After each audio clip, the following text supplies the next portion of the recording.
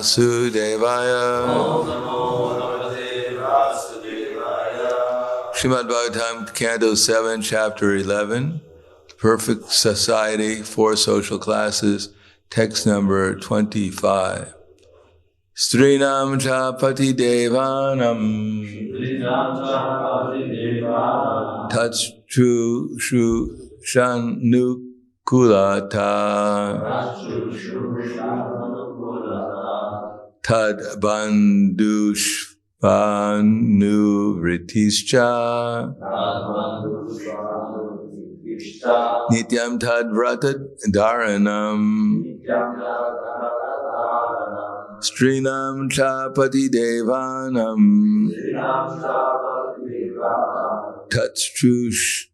tatchushushano kulata tatbandhush vanuritischa nityam tadvrata dharanam.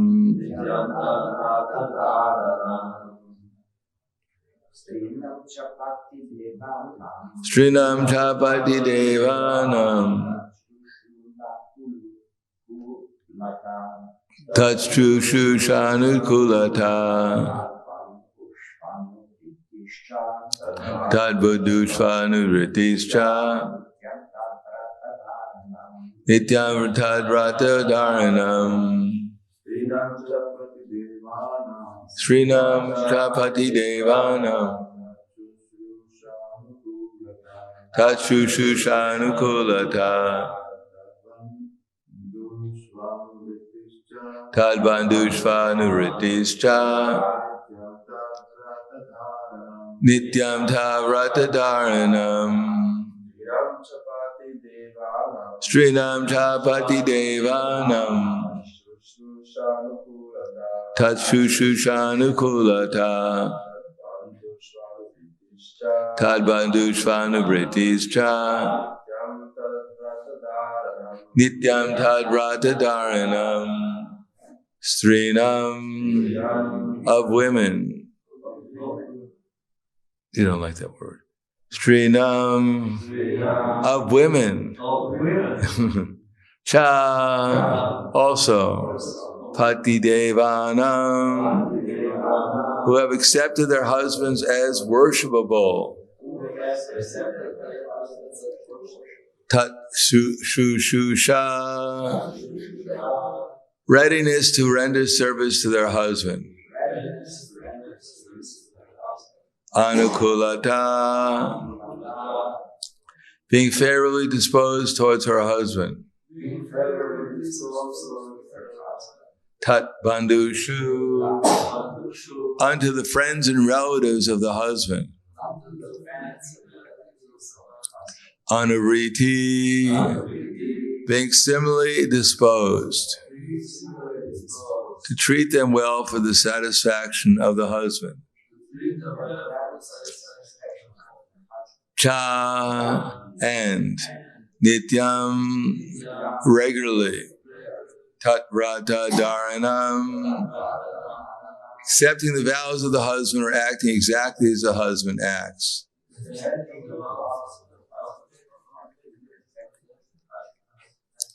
Translation and purport by His Divine Grace, A.C. Bhaktivedanta Swami Srila Prabhupada. To render service to the husband, to be always favorably disposed towards the husband, to be equally well disposed towards the husband's relatives and friends, to follow the vows of the husband. These are the 4 principles to be followed by women described as chaste. Purport. It is very important for peaceful householder life that a woman follow the vow of her husband. Any disagreement with the husband's vows will disrupt the family life. In this regard, Chanakya Pandit gives a very valuable instruction. Dampatyo kalaho nasti tatra stri swayam agataha. When there are no fights between the husband and wife, the goddess of fortune automatically comes to the home. A woman's education should be conducted along the lines indicated in this verse. The basic principle for a chaste woman is to be always favorably disposed toward her husband. In Bhagavad Gita 140, it is said, Strishu dustasu varshneya jayante varna sankara. If the women are polluted, there will be varna sankara, population. In modern terms, the varna sankara are the hippies, who do not follow any regulative injunctions. Hippies still exist, or not here in Slovenia? What's that? There are more hippies? Oh, they're even more degraded than hippies.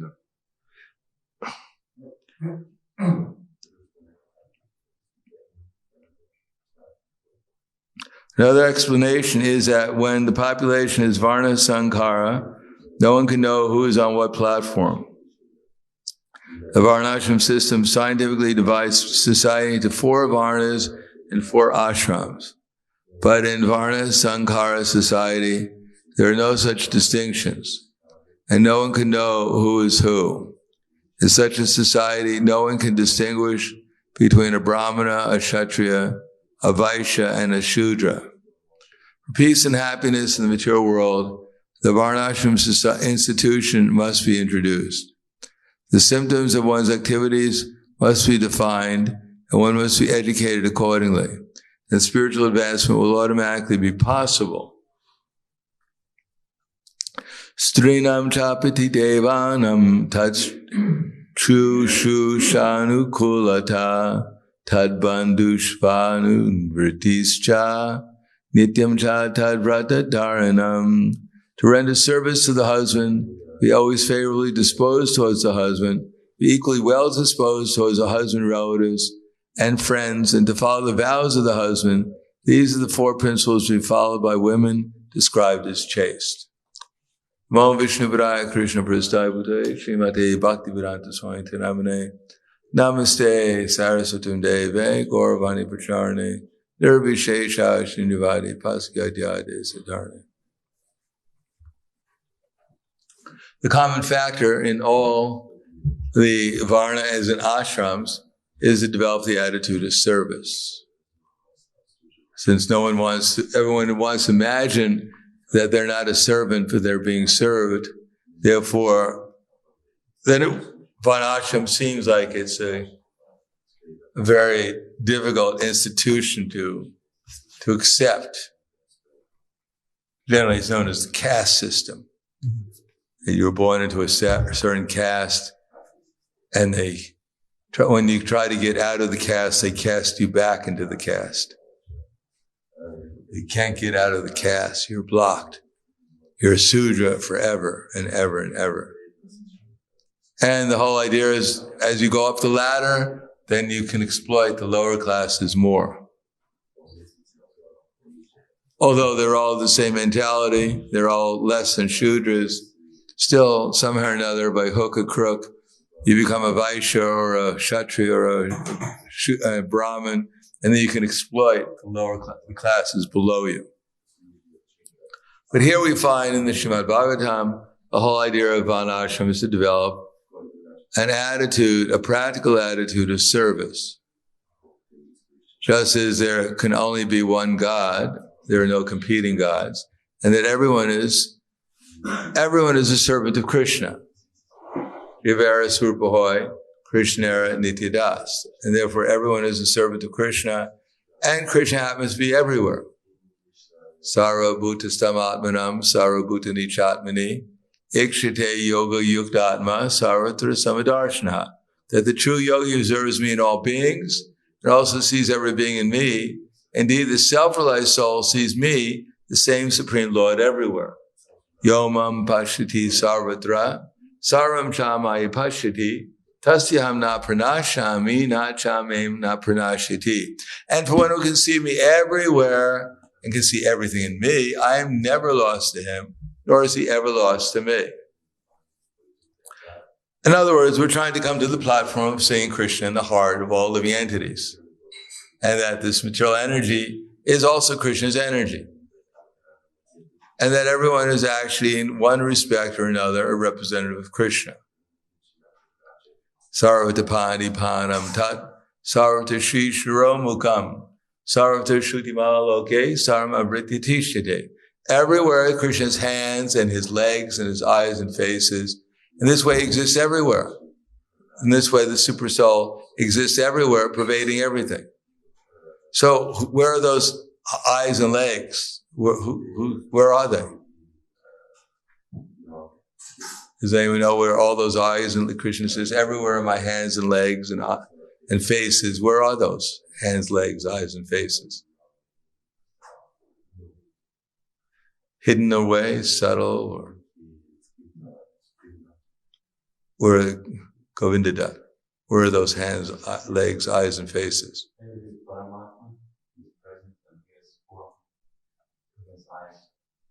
Yeah, he certainly has eyes. Anywhere else? Varnashram Dharma. Varnashram Dharma has hands and legs and eyes everywhere.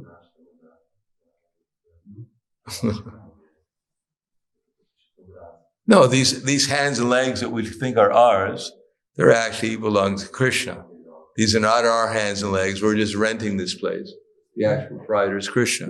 So these are Krishna's eyes, these are Krishna's faces, these are Krishna's hands. But we think they're ours, and therefore we become deluded. We think, well, these are mine and these are yours, and et cetera, et cetera. But actually they all belong to Krishna in a practical way. Prakrite kriyamanani gunai karmani sarvashaha ahankara vimudatma kartaham iti manyate. The bewildered soul, under the influence of the three modes of material nature, thinks himself to be the doer of activities, which are actually carried out by the material nature, the three modes of material nature. We think, I'm moving my hands, I'm moving my eyes, I'm talking, I'm doing this and that. But actually, it's all Krishna's doing the whole thing. So what part do we have to play in the whole thing? Do we have any part to play? Lalita Govinda, what is our part? Are we just sitting there like a dead stone and everything's going on by Krishna's doing everything? What's that? That's all right. That's what we're supposed to do. What about everyone else? Are they just sitting there like a dead stone and Krishna's doing everything through his material nature? What part do we have to play? You must be engaged. What's that? You must be engaged in the process. No, but what about the ordinary people? What part do they play in their activities? Bhakti Dennis. Yes, they're desiring. No. They're desiring, and Krishna can understand the flavor of the flavor of their desire, just like one can smell the flavor of a flower by being near it.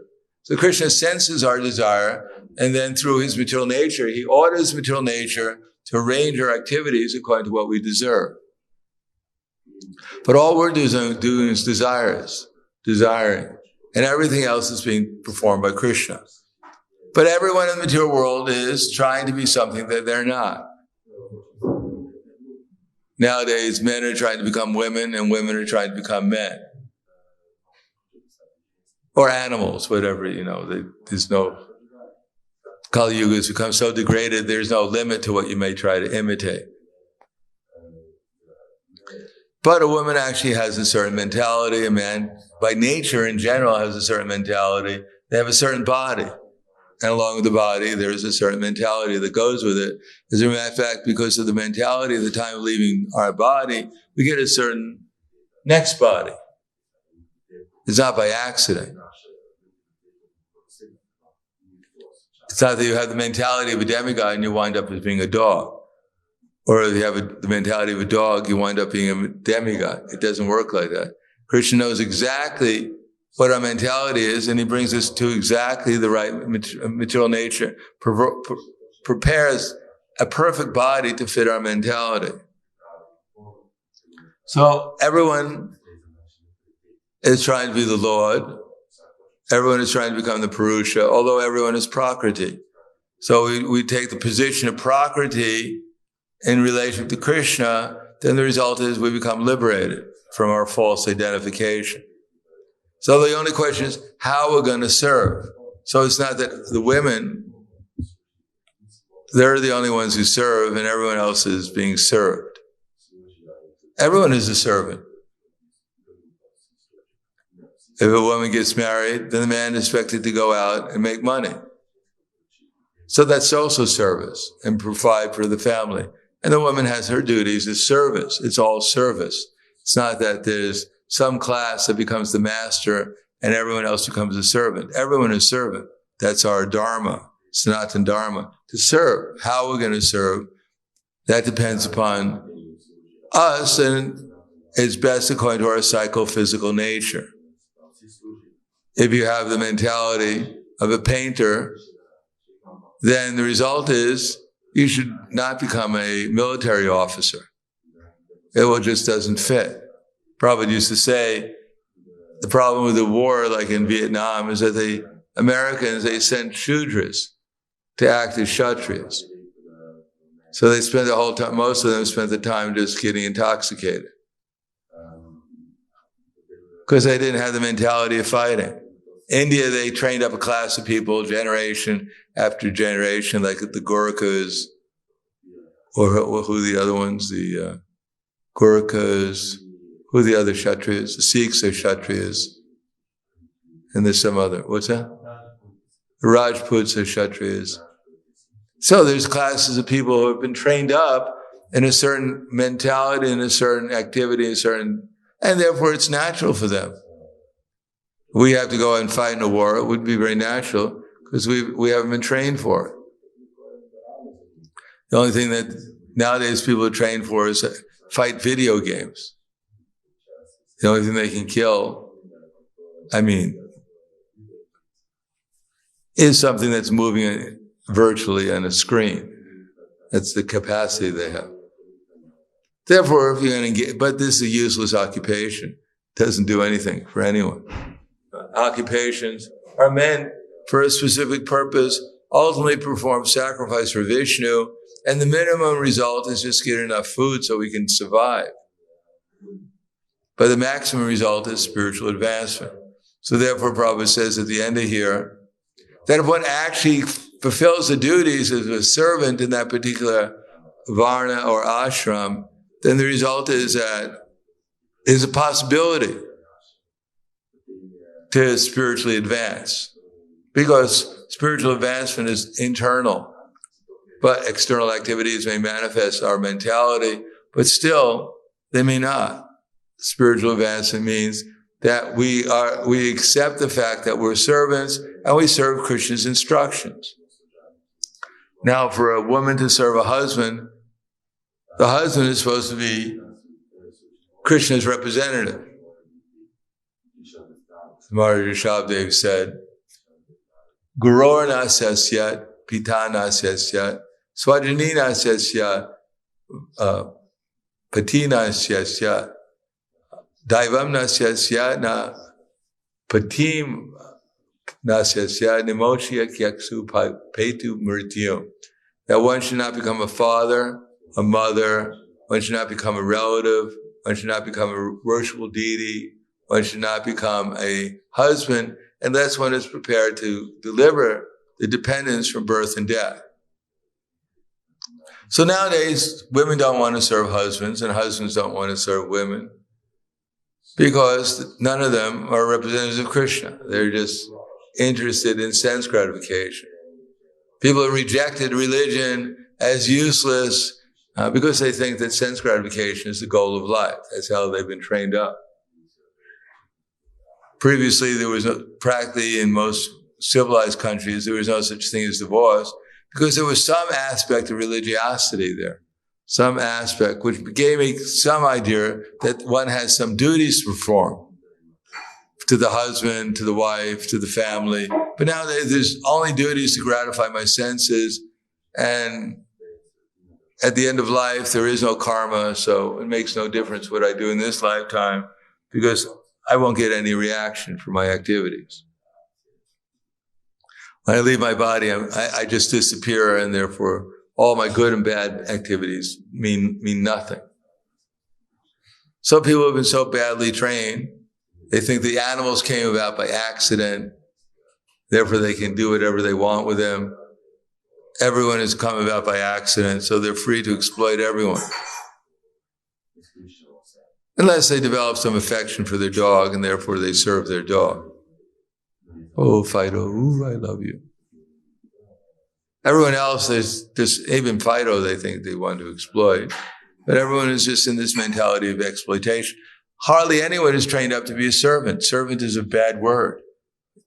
When you have nothing else, no other occupation you could possibly do, then you become a servant.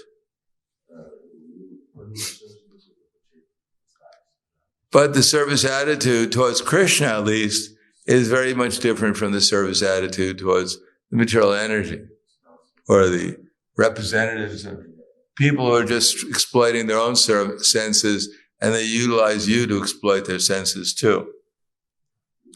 But service to Krishna as representative requires to actually see who is actually Krishna and who is his representatives.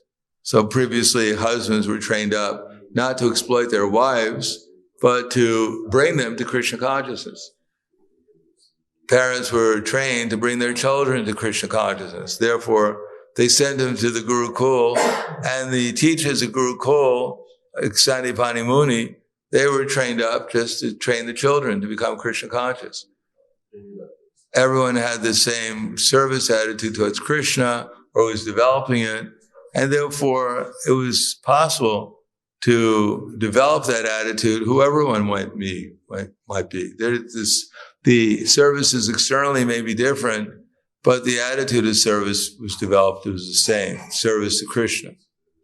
And therefore, by proper service, one would think about Krishna. Therefore, it says that a chaste woman would get this the same credit, spiritual credit that her husband did, because by serving him, she would also get the opportunity to remember Krishna. If he was cultivating Krishna consciousness, then she would also cultivate Krishna consciousness just naturally by service. To think about Krishna is not so extraordinarily difficult that only some kind of erudite person can do it. Everyone in the Vedic culture could think about Krishna. Even the Brahmin who heard that if you simply sit and meditate upon Krishna, even if you didn't have any means to do anything externally, you had no money, no resources, but you could simply do it by manasa puja. So he'd sit down for many, many years and perform pranayama and control his mind, and then meditate upon bringing water from the Ganges, from the Saraswati, from the Jamuna, from Kuveri, and golden and silver water pots. He bathed the deities, he dressed the deities, he decorated the deities, he cooked food for the deities, all in his manasa puja. And then one day he was cooking sweet rice in his mind for the deities, but he didn't have time to cool the sweet rice, and therefore he wanted to see how hot it was. And he put his finger in the sweet rice, and his finger got burnt. So in Vaikuntha, Lord Narayan was laughing, and the Lakshmi was wondering, why is Lord Narayan laughing? And so he called for a Vaikuntha airplane. In the meantime, the Brahmin took his finger out of the pot of sweet rice and saw it actually had become burned because he woke up. And then the Vaikuntha airplane came and took him back to the spiritual world. And then Lord Narayan explained to the Lakshmis what had happened.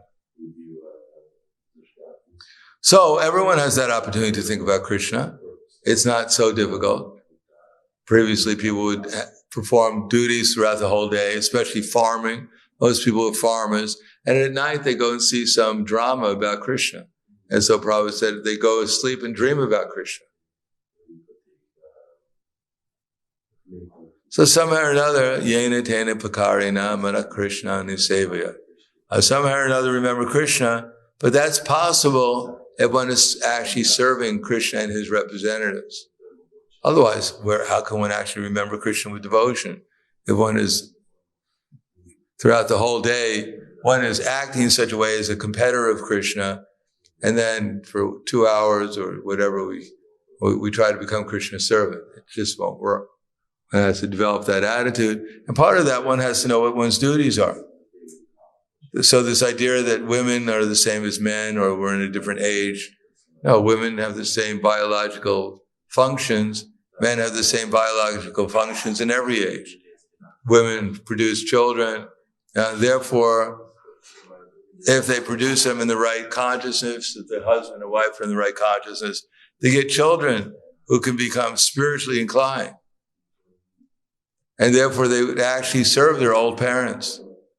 They'd become dutiful. Nowadays, the children brought up like dogs and cats, and the parents can't understand why, when they get old, they did so much service to their children. Why their children just put them into an old age home? They don't want to be bothered with them. Because that's how they've been trained. They've been trained to be devoid of any kind of sense of duty and appreciation, any kind of obligation. And therefore they treat their parents and every other living entity in the same way. So even from the practical point of view, if parents want to have children who will take care of them, they have to actually train them in this proper mentality. They have to train them to become dutiful. Otherwise it won't be possible. What to speak of becoming dutiful to Krishna and making spiritual progress. So I'll stop there. Thank you. Any questions? Comments? Yes. You mentioned that if one has a consciousness of a pig, he can't be a demigod, vice versa. I mentioned dog, I think. Dog. Pig I don't know about, but dog I know. Okay. Pig, dog. Better. Sure pig applies to it too. What about King Indra? About the story when he became a pig, and then the next they called him back and he refused. Can this happen also in our life? Like, can we go mistrack, or how to say? Yeah, of course it can happen. It could happen to Indra. Why not us? Bharat Maharaj became a deer. Yeah. So what to speak of our little selves? If you really want to become a pig, Krishna will give you the opportunity. Or a dog, or whatever else. Difficult, but it's possible. You have to try real hard. But then we see when the devotees usually leave the Hare Krishna movement, they get more involved in sense gratification than the ordinary materialists. Because it becomes difficult to forget Krishna. So they have to drown themselves in sense gratification to believe that they're actually the enjoyers.